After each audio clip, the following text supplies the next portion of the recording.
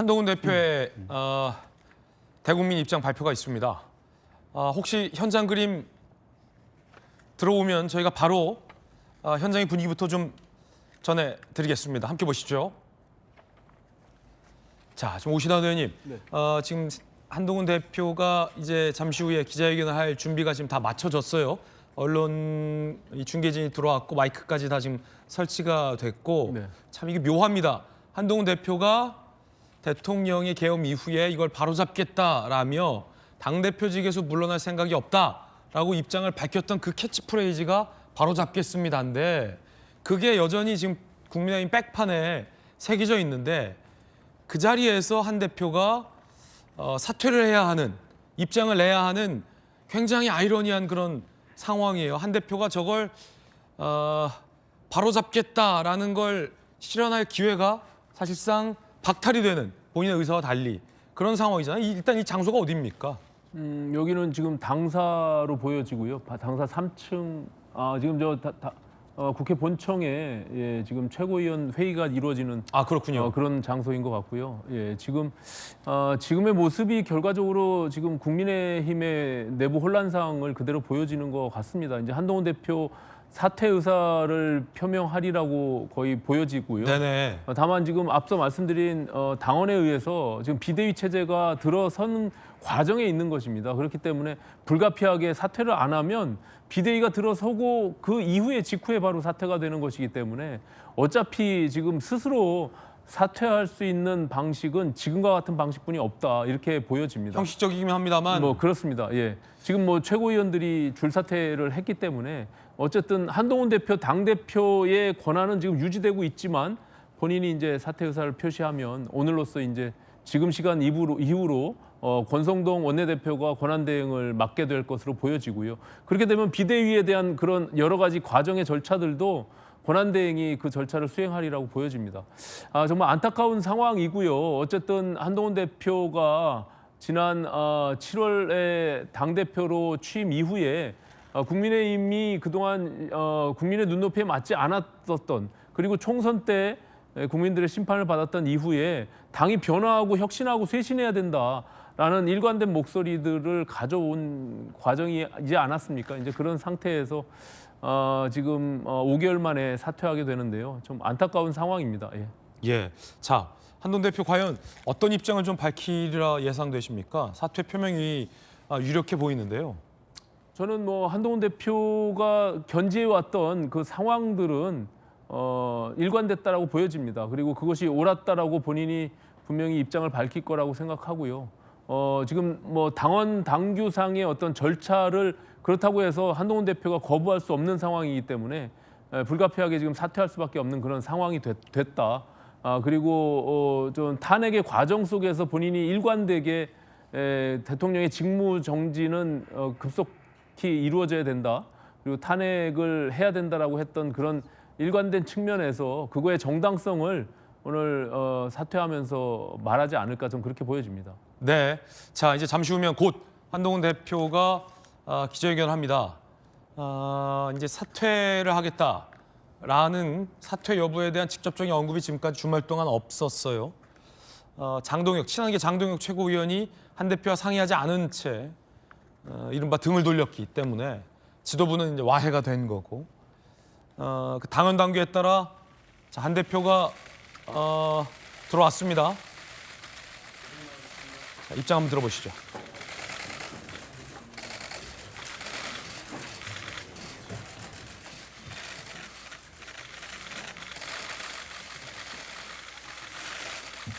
국민의힘 당대표직을 내려놓습니다. 최고위원들의 사퇴로 최고위가 붕괴되어 더 이상 당대표로서의 정상적인 임무 수행이 불가능해졌습니다. 이번 비상계엄 사태로 고통받으시는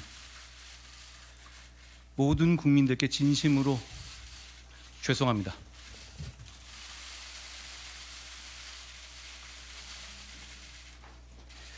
(2024년) 선진국 대한민국의 계엄이라니 얼마나 분노하시고 실망하셨겠습니까? 탄핵으로 마음 아프신 우리 지지자분들께 많이 죄송합니다.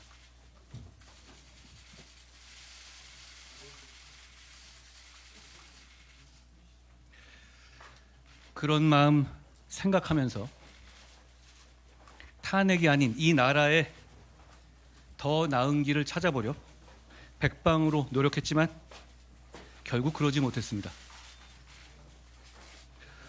모두가 제가 부족한 탓입니다. 미안합니다.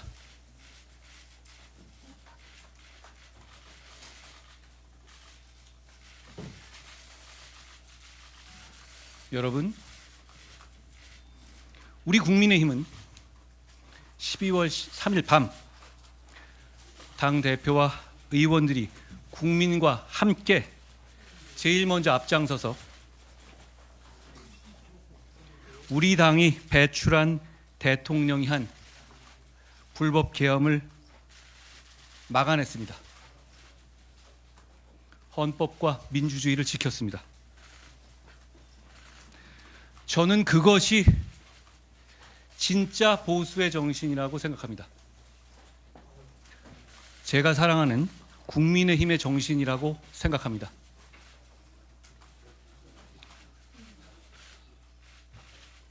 우리가 부정선거 음모론자들, 극단적 유튜버들 같은 극단주의자들에 동조하거나 그들이 상업적으로 생산하는 공포에 잠식당한다면 보수의 미래가 없을 겁니다.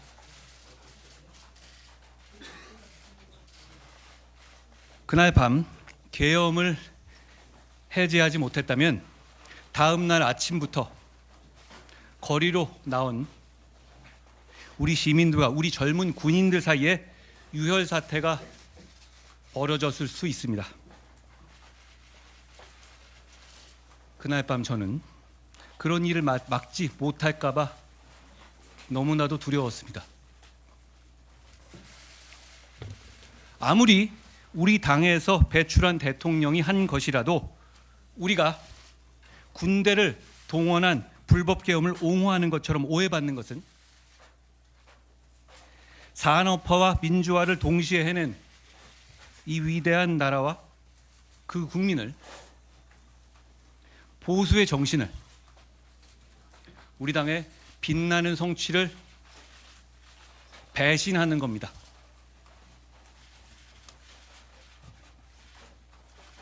그제 의총장에서 일부 의원들의 격앙된 사퇴 요구를 받고 나올 때 어느 젊은 기자 한 분이 제가 당대표에서 쫓겨나는 이유가 된 이번 탄핵 찬성을 후회하느냐고 물었습니다. 잠깐 동안 많은 생각들이, 그리고 제 인생의 많은 장면들이 스쳐갔습니다.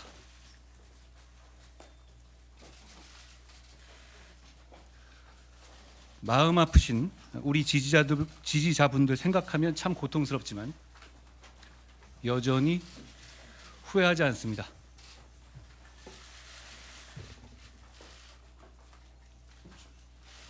저는 어떤 일이 있어도 대한민국과 주권자 국민을 배신하지 않기로 약속했기 때문입니다.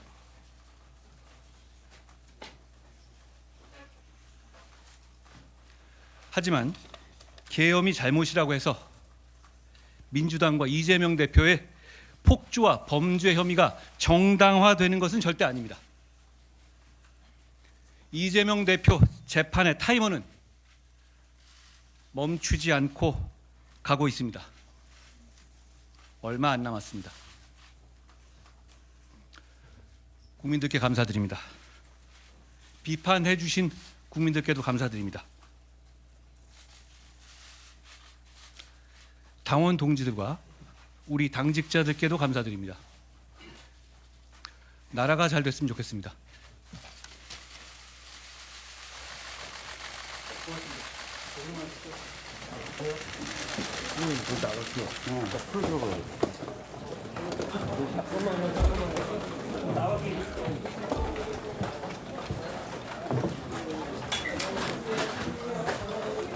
예, 한동훈 대표의 입장 표명이었습니다. 권성동 원내대표도 한 대표를 배웅하기 위해 왔다라고 기자에게 얘기했는데 화면에 잡혔습니다. 한동훈 지도부 체제가 이로써 막을 내리게 됐습니다. 자, 오신환 의원님, 네네. 그 사퇴라는 표현은 안 들렸던 것 같은데. 사퇴를 한 거죠. 뭐. 그렇죠, 사퇴를 한 거죠. 대표직을 내려온 거니까요. 어쨌든 뭐 그 과정 속에서의 본인의 판단은 정당한 판단이었다, 올바른 판단이었다라고 이야기를 하는 것이고요. 결국에는 국민만 국가와 나라를 보고 본인이 판단한 것이다라고 이야기를 하고 있는 것입니다. 이제 저는 일단 그 지난 22대 총선과 한동훈 대표의 등장 그 과정에서의 국민들의 목소리 그리고 당원들의 목소리들을 그것을 부응하기 위해서 부단히 노력을 해온 상황이었다. 저는 이렇게 보여집니다. 다만 네. 그 과정에서 결과적으로는 대통령실과 또 윤석열 대통령과 한동훈 대표의 갈등이 뭐 표출되는 결과적으로 탄핵으로 이어지는 것으로 보여질 수는 있으나 어쨌든 국민의힘이 어떤 방향으로 나가야 되느냐에 대한 근본적인 문제의식에서부터 출발했다라고 보여집니다. 이후에 저는 국민의힘이 다시 이 국민들의 신뢰를 받고 살아나기 위해서는 저는 끊임없이 변화하고 혁신해야 된다. 그런 과정은 결국에는 국민을 중심에 놓고 국민의힘이 그 방향으로 가지 않으면 안 된다라고 생각하고 있고요. 어쨌든 결과적으로는 굉장히 안타까운 그런 상황을 국민의힘의 혼돈 속으로 지금 들어가고 있다 이렇게 보여집니다. 네, 한동훈 대표가 이제 정치인 한동훈으로서 훗날을 도모한다라는 좀 느낌도 받는데 이런 표현을 쓰지 않았습니까? 계엄으로 놀랬던 국민들께 죄송하고 대통령 탄핵으로 속상했을 지지자들에게 죄송하다.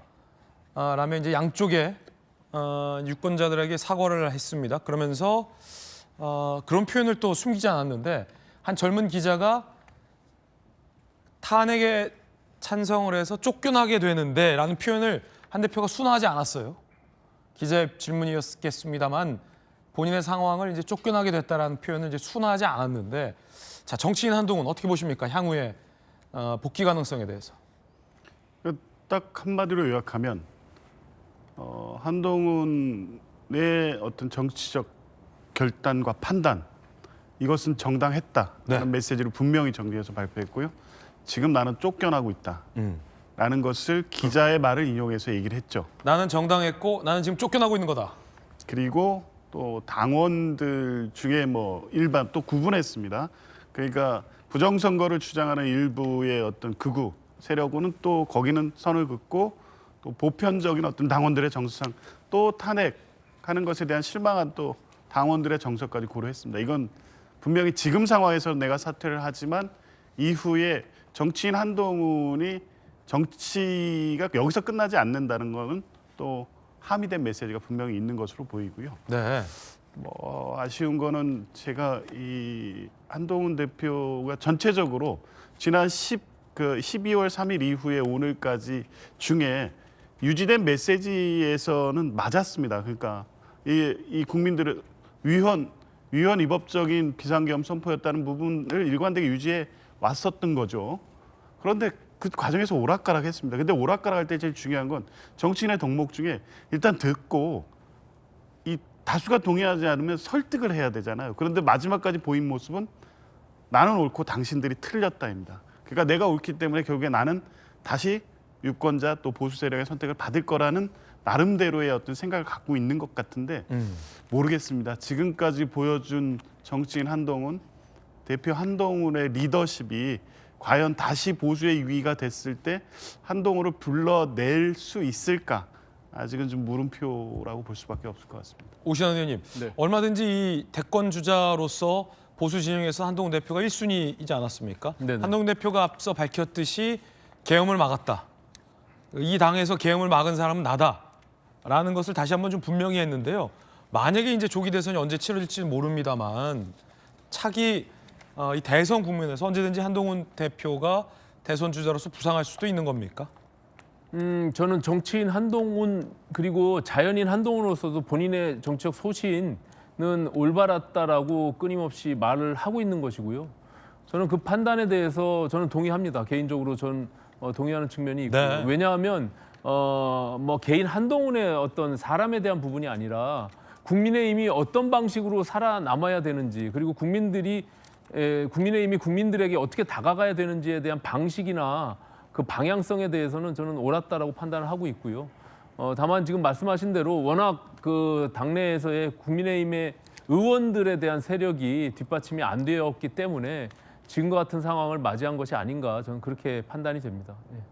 의원 당내의 어떤 세력이 뒷받침되지 못했기 때문에 지금처럼 그렇습니다. 그 이제 당의 구조가 아시다시피 지금 영남 중심의 정당으로 여전히 지금 머물러 있고요.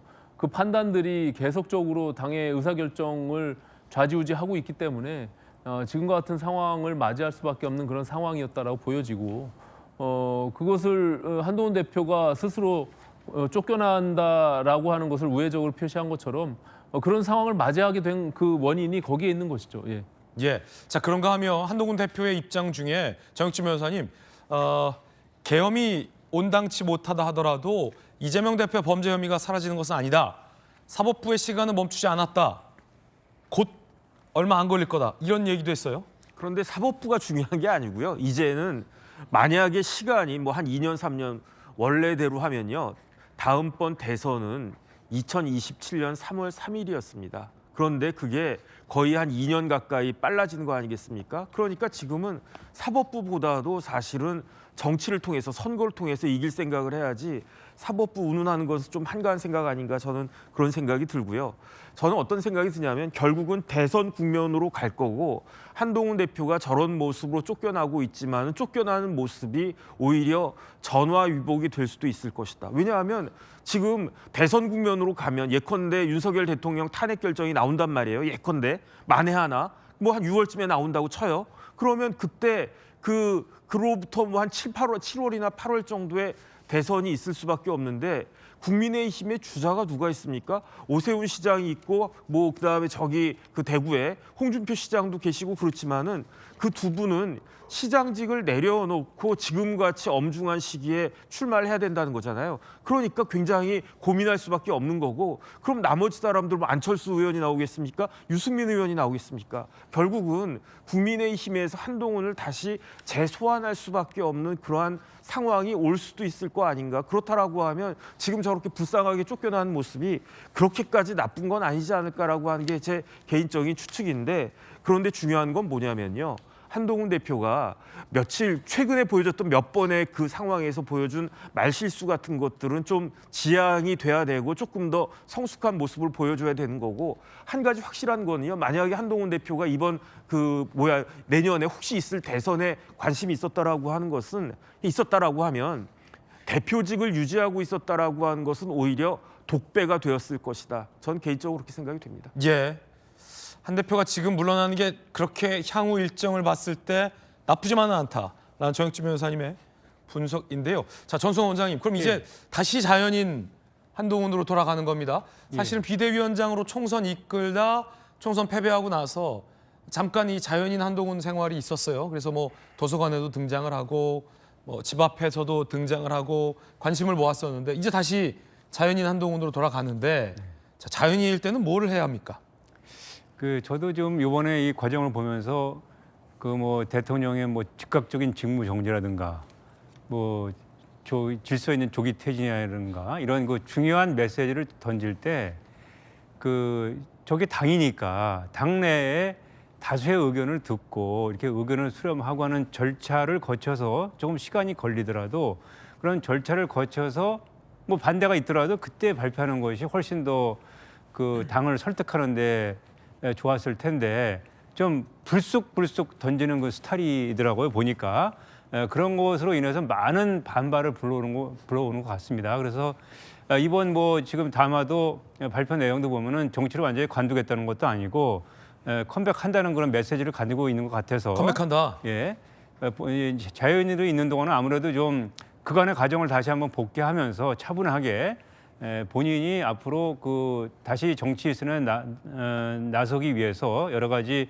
뭐 내적으로 또 심적으로 준비할 것도 하고 또 또 다양하게 좀 준비를 하겠죠. 다만 저는 뭐 이 정치에 대한 그 전문가는 아니지만 일반 국민의 관점에서 볼 때 한 대표가 이제 과거에 자연인으로 있을 때 뭐 사진 찍어서 이렇게 올리고 하는 그런 모습들을 보여줬는데 그게 양면성이 있어요.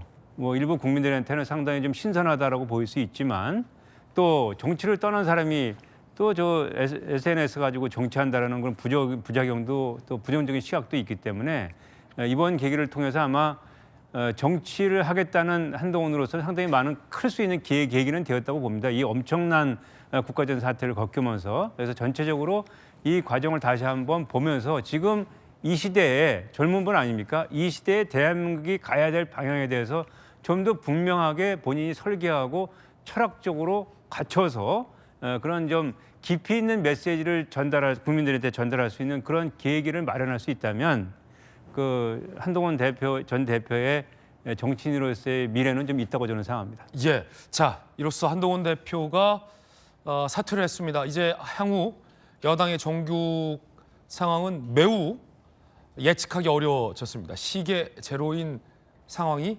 돼버렸습니다.